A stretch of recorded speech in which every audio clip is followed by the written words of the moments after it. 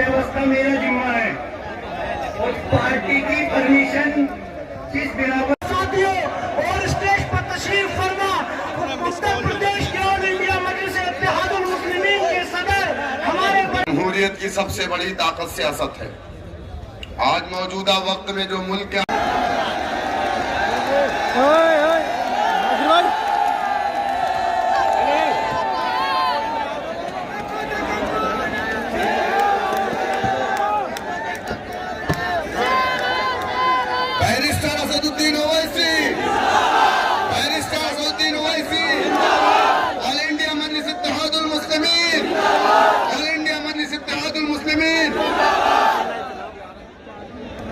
कहा है ना,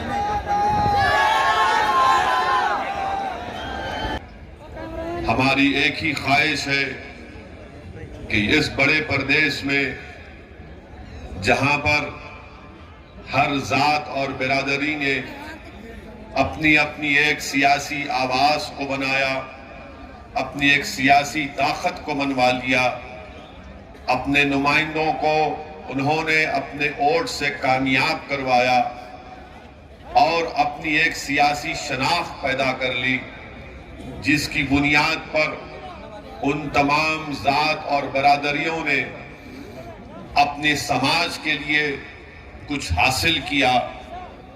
अगर कोई समाज इतनी बड़ी तादाद में रहने के बावजूद भी अगर उसने अपने लिए कुछ हासिल नहीं किया, अपने बच्चों के तालीम का इंतजाम नहीं कर पाए, जिन्होंने अपने मुस्तकबिल को रोशन नहीं कर पाए, जिस समाज की आंखों के सामने बाबरी मस्जिद को शहीद कर दिया गया, जिस समाज के सामने मस्जिद को शहीद करने वालों को कोर्ट ने उनको मुल्जिम करार नहीं दिया, आपकी और हमारी आंखों ने मेरठ की सरजमीन पर हमने मलियाना का वो 70 से ज्यादा मुसलमानों का कत्लेआम देखा। आपने मेरठ में हाशिमपुरा में 40 से ज्यादा मुसलमानों को यूपी की पीएसी पुलिस ने ले जाकर नदी के किनारे में उनको गोली मारकर उनको हलाक कर दिया, शहीद कर दिया।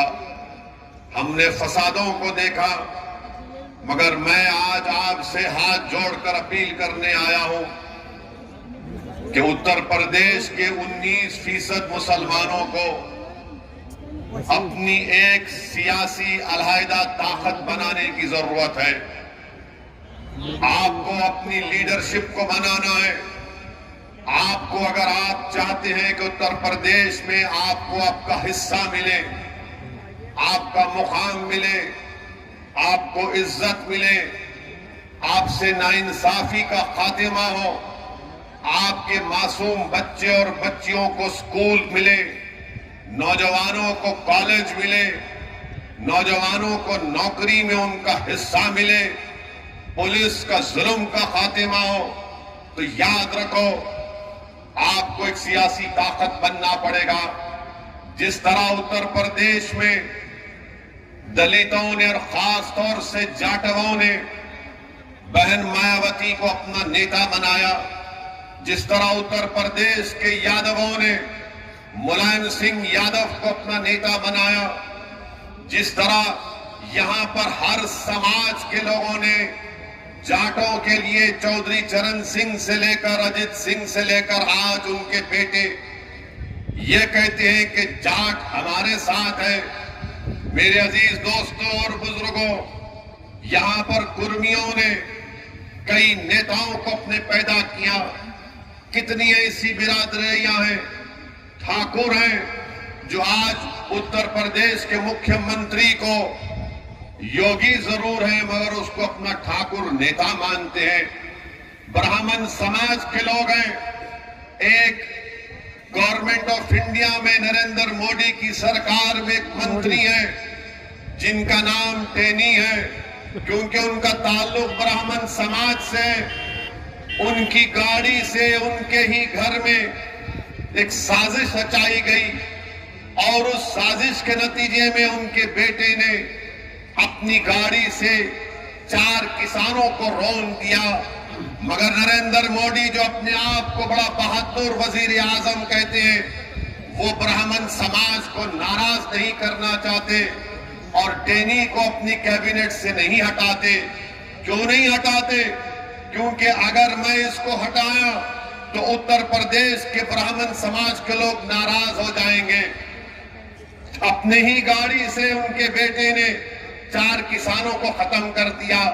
मैं आपको ये मिसालें इसलिए दे रहा हूं ताकि आपको अंदाजा हो जाए, आपको जानकर तकलीफ भी होगी कि मलियाना का फसाद कब हुआ था। मलियाना का फसाद मई 34 साल हो गए। 70 मुसलमानों को गोली मारकर शहीद कर दिया गया था। अब तक मुकदमा खत्म नहीं हुआ है। 800 तारीख कोर्ट ने दी और हर तारीख 800 तारीख हो गई। माने क्रिमिनल लॉ में एक तारीख बन गई कि 70 मुसलमानों को 34 साल पहले गोली मारकर शहीद कर दिया गया, कत्ल कर दिया गया। 34 साल में कांग्रेस की सरकार, 34 साल में बीएसपी की सरकार, 34 साल में समाजवादी की, बीजेपी की सरकार, मगर किसी ने भी उन मलियाना में मरने वालों से इंसाफ नहीं किया। मेरे अजीज दोस्तों और बुजुर्गों, याद रखो, आज उत्तर प्रदेश में मुसलमान अगर सबसे कम ग्रेजुएट हैं तो मुसलमान हैं, सबसे ज्यादा ड्रॉप आउट हैं तो मुसलमान हैं, सबसे ज्यादा अगर जेलों में अंडर ट्रायल है तो मुसलमान हैं।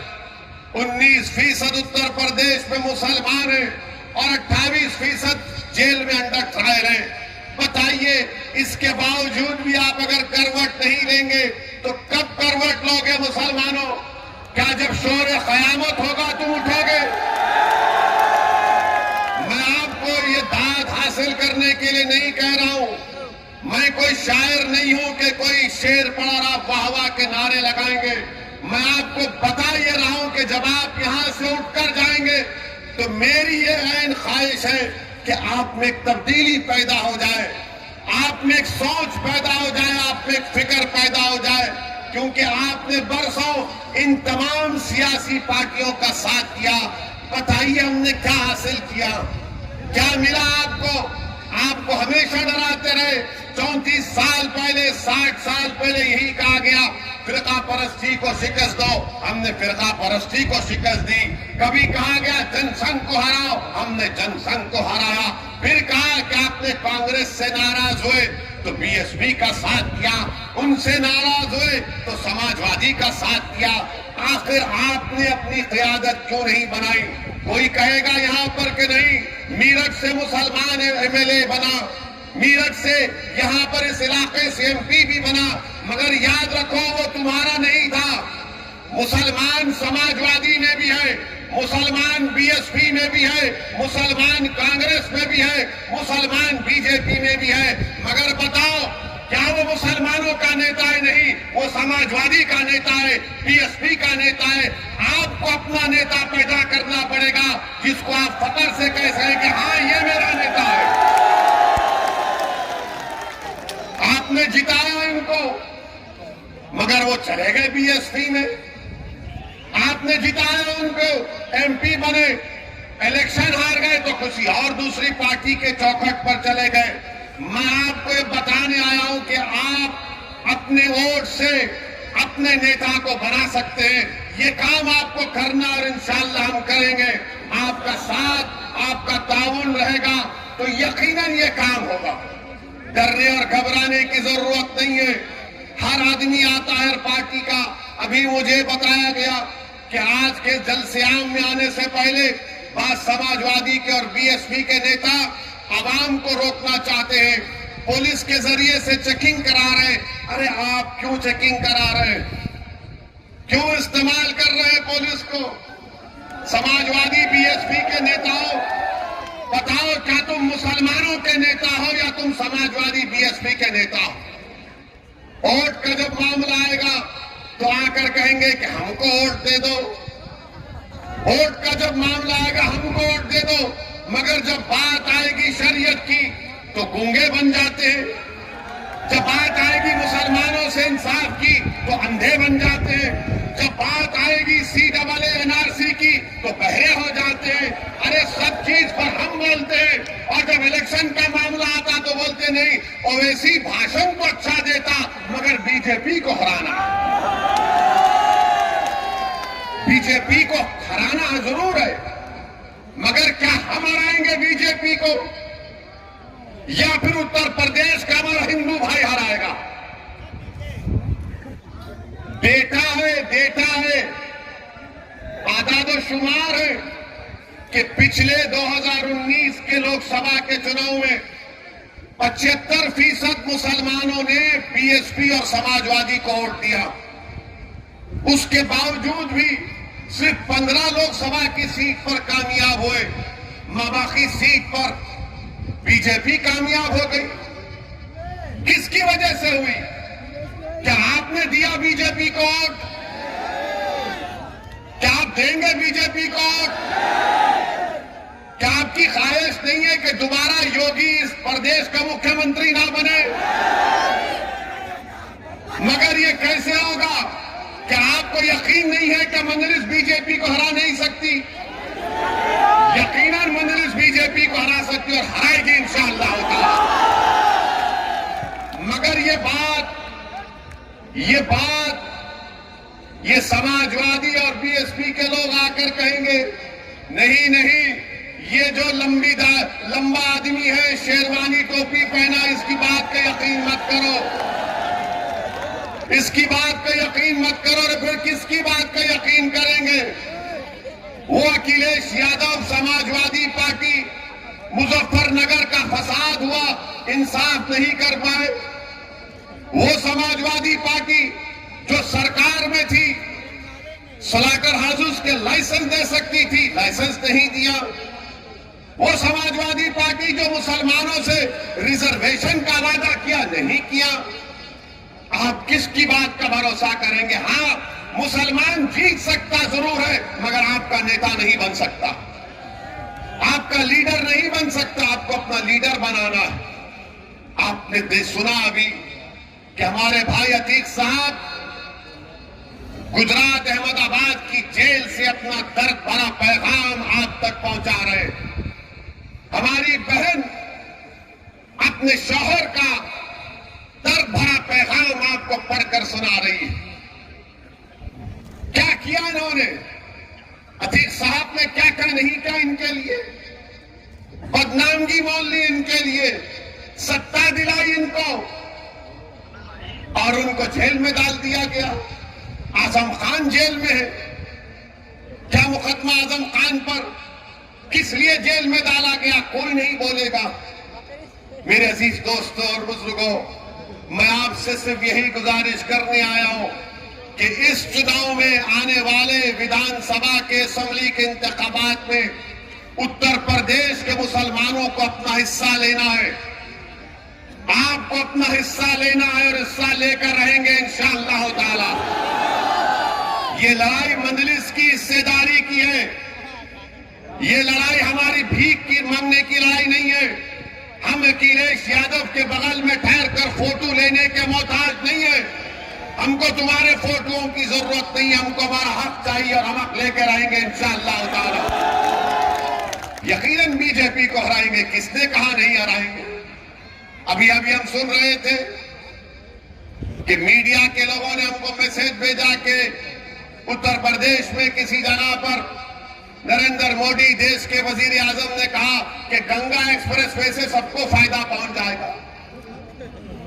गंगा एक्सप्रेसवे से भारत के प्रधानमंत्री ने कहा कि गंगा एक्सप्रेसवे से सबको फायदा पहुंच जाएगा। इतने 1000 करोड़ की मंजूरी दी। नरेंद्र मोदी जी मीरठ शहर में ट्रैफिक का प्रॉब्लम हल नहीं कर सके, वो गंगा एक्सप्रेसवे बनाएंगे। गंगा एक्सप्रेसवे बनाएंगे। कितना लंबा छोड़ते हैं।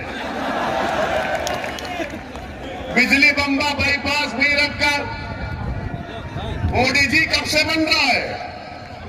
अखिलेश के जमाने से चल रहा है। वो मुकम्मल नहीं हुआ। मोदी जी बोले गंगा एक्सप्रेसवे बना दूंगा मैं।